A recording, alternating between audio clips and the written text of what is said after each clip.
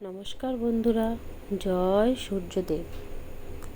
আজ রবিবার, সপ্তাহের প্রথম দিন, দেবতা রাজা সূর্য নারায়ণের দিন। শাস্ত্রে বলা হয় যে ব্যক্তি রবিবার নিষ্ঠা করে সূর্যদেবের পূজা করে তার জীবনে রোগ ব্যাধি দারিদ্র্য অপযশ দূর হয়ে যায়।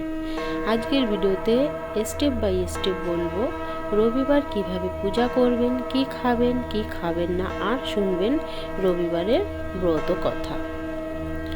ভিডিওটি স্কিপ না করে শেষ পর্যন্ত দেখুন। চলুন শুরু করি। রবিবার কেন বিশেষ? জ্যোতিষ মতে সূর্য হলো গ্রহের রাজা। তিনি আত্মা ও সম্মান আর সরকারি চাকরির কারক। রবিবার সূর্যের বার। এই দিন পূজা করলে জগৎপিতার আশীর্বাদ পাওয়া যায়। যাদের কুণ্ডলিতে সূর্য দুর্বল তাদের আত্মবিশ্বাস কম থাকে। রবিবার ব্রত করলে সূর্য মজবুত হয়। স্বাস্থ্যের দিক থেকে এই দিন ব্রত করলে চোখ, হার্ট ও হাড়ের সমস্যা। এবার আসি আসল নিয়মে কিভাবে পূজা করবেন। সূর্য ওঠার আগে মানে ভোর 6টার মধ্যে ঘুম থেকে উঠে স্নান করুন। লাল বা কমলা রঙের পোশাক পরুন, কারণ এই দুটি রং সূর্যদেবের খুবই প্রিয়।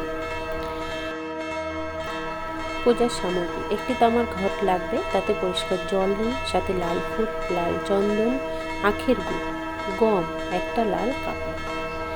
এবার বাড়ির ছাদে বা খোলা আকাশের নিচে, নদী বা কোনো পরিষ্কার জলাশয়ের কাছে পূব দিকে মুখ করে দাঁড়ান। তামার ঘটিতে জল দিন, তাতে লাল ফুল দিয়ে আর অক্ষত দিন। এবার দু হাতে ঘট ধরে সূর্যদেবের প্রতি অর্ঘ্য নিবেদন করুন।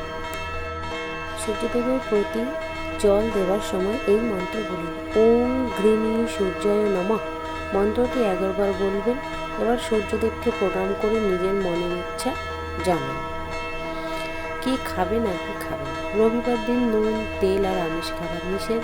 একবেলা শুধু গমের রুটি আর গুড় খেতে পারেন।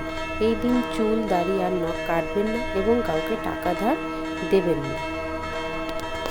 এবার শুনুন ছোট্ট একটি ব্রত কথা। রবিবারের ব্রত কথা: অনেক কাল আগে এক গরিব ব্রাহ্মণ ছিল।